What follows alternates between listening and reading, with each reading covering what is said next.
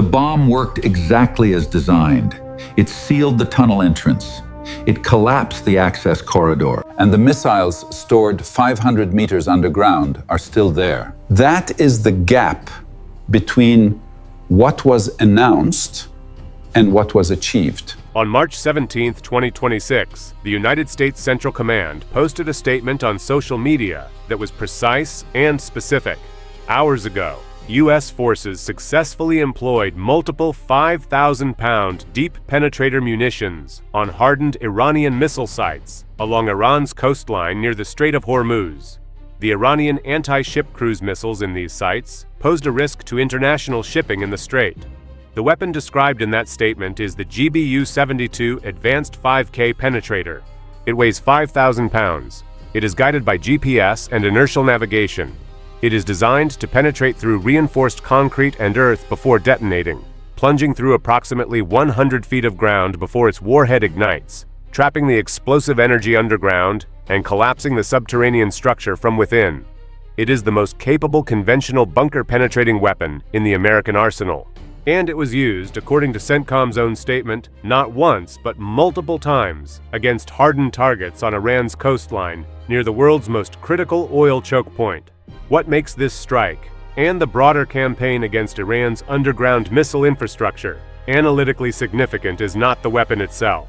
It is the specific problem the weapon was being used to solve, and whether using it actually solved it. Because the documented record, drawn from OSINT analysis, the GBU-72 weighs 5,000 pounds. It penetrates approximately 100 feet of earth before detonating. The bomb collapses the tunnel from within. It is the most capable conventional bunker-penetrating weapon in the American arsenal. Satellite imagery assessments and Iranian state media shows something that the official statement did not include. The tunnel entrances at Hajiabad were destroyed. The underground missile silos inside Hajiabad were not. The bombs sealed the door. The missiles behind the door remained operational. That gap between what the weapon achieved and what the official statement implied is what this brief examines. It confirmed the weapon was used. It did not assess how much of the stored missile capability was actually destroyed. This is Stratford Brief. Let's get into it. Let me establish what Iran's underground missile infrastructure actually is, because the official statements have consistently described it in terms of targets struck without describing what was being struck. The documented record from open sources, satellite imagery analysis, and Iranian state television provides enough specificity to build the picture. Iran has constructed what military analysts and Iranian state media alike have described as missile cities, large underground complexes built into mountainous terrain, primarily along the coastline near the Strait of Hormuz and through the Zagros mountain range. These are not improvised bunkers. They are engineered facilities, developed over decades, specifically designed to survive external bombardment and maintain the ability to threaten shipping in the strait, even under sustained attack. The primary complex targeted by the GBU-72 strikes on March 17th was the Hajiabad underground missile base in Hormozgan province, located approximately 130 kilometers north of Bandar Abbas, the port city that sits at the narrowest point of the Strait of Hormuz. According to the Defense Security Asia analysis, the Hajiabad base is an IRGC Aerospace Force underground installation. Some sections of Iran's underground missile cities may reach 500 meters below ground. The GBU-72 is designed to penetrate approximately 100 feet. The math tells you what the official statement did not. It contains tunnel networks dug directly into Rocky Mountain terrain. The tunnels, according to the Noon Post analysis, citing Israeli and Western intelligence assessments, may reach depths of up to 500 meters below ground in some sections. They house storage facilities and launch platforms for anti-ship cruise missiles, including the Noor, Qadr, and Abu Mahdi systems. Weapons specifically designed to target vessels transiting the strait. A distinct but related facility exists beneath Qeshm Island, directly inside the Strait of Hormuz itself. Al Jazeera's reporting on the Qeshm underground complex describes tunnels lined with naval drones, anti-ship missiles, and sea mines. Iranian state television broadcast footage of the facility in early 2026 showing its contents. The then IRGC Navy commander Alireza Tangsiri appeared inside the complex, showing rows of rockets prepared for launch, and stating that the IRGC Navy possessed a wide network of missile tunnels beneath the sea, developed to confront U.S. vessels operating in the Gulf and the Sea of Oman. These are not theoretical capabilities. The Strait of Hormuz campaign Wikipedia documentation records that U.S. Central Command employed multiple GBU-72 5,000-pound Penetrator munitions on underground missile silos along the Iranian coast near the strait, stating the munitions penetrated layers of rock and concrete to destroy underground bunkers storing cruise missiles and anti-ship missiles. The interesting engineering analysis of the strike quotes CENTCOM's March 17th statement directly. Now let me examine what the GBU-72 actually is and what it was designed to do, because the weapon's capabilities and its limitations are both part of the documented record. Subscribe to Stratford Brief before we continue. If this is the kind of technical and strategic analysis you've been looking for, subscribe and turn on notifications. We cover the documented record on every dimension of this conflict. New brief every day. The GBU-72 Advanced 5K Penetrator was developed by the U.S. Air Force beginning in 2017. According to the Wikipedia entry on the weapon, confirmed by the 1945 analysis and the Aviation Geek Club reporting, it was cleared for operational use in October 2021. It is a precision-guided munition combining the BLU-138B Advanced 5,000-pound Penetrator warhead with a JDAM tailkit assembly, providing GPS and inertial navigation guidance. No official penetration depth data has been released, but the weapon's program manager has been quoted as saying its lethality is expected to be substantially higher compared to legacy weapons like the GBU-28. The previous generation 4,500-pound bunker buster, used since the 1991 Gulf War. The 1945 analysis, drawing on commentary from former Pentagon weapons analyst Chris Osborne, describes the operational mechanism precisely. The bomb plunges through approximately 100 feet of earth before detonating. This traps the explosive energy underground, rather than releasing it on the surface. The underground detonation collapses the subterranean structure from within. Tunnels, chambers, and access corridors are crushed by the pressure wave before it can dissipate upward. The effect is to collapse the facility, rather than simply cratering the surface above it. That is the weapon as designed. Now the documented evidence of what it achieved against Iran's underground infrastructure. The Defense Security Asia analysis, drawing on OSINT imagery by analyst Pata Ramesh, provides the most specific assessment of the Hajiabad strike outcomes. This is the same dynamic the Allies faced in 1944 against German underground V2 production. The surface was bombed repeatedly. Production inside the mountain continued until ground forces arrived. Iran's missile cities are not accessible to ground forces under current operational parameters. The analysis describes repeated precision impacts, recorded on bomb camera and ISR footage, showing targeting on tunnel portals carved into rocky slopes, followed by sequential detonations, producing large dust plumes and debris clouds consistent with deep penetration impacts. The visible erosion and structural collapse around entrance areas indicates that the strike plan prioritized blocking logistical access routes, sealing tunnel access points rather than destroying the hardened launch infrastructure deep inside the mountain complex. The critical assessment from the same analysis is specific. The launch pits inside the Hajiabad complex remained intact. The underground missile silos were operational. The bombs sealed the entrances. The missiles behind those entrances were not destroyed. The Defense Security Asia analysis states the conclusion directly. Analysis of strike patterns suggests a coordinated campaign against multiple missile city sites using the same entrance denial method.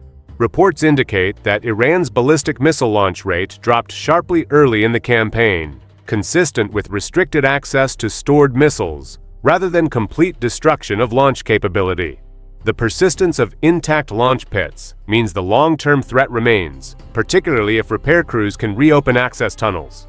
The Noon Post analysis adds the specific engineering context. Some mountain-dug bases may reach depths of up to 500 meters below ground, a depth that complicates targeting the internal cavity with any currently available bunker buster bomb. The GBU-72 can collapse entrances and upper-level tunnel networks. It cannot reliably reach and destroy facilities at 500 meters of depth inside a mountain. Storing missiles and their warheads in long connected tunnels without blast-resistant partitions could turn a single successful deep penetration into a chain of internal explosions.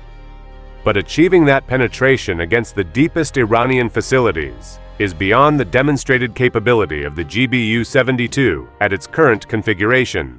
This is the analytical distinction that the official communications have not addressed.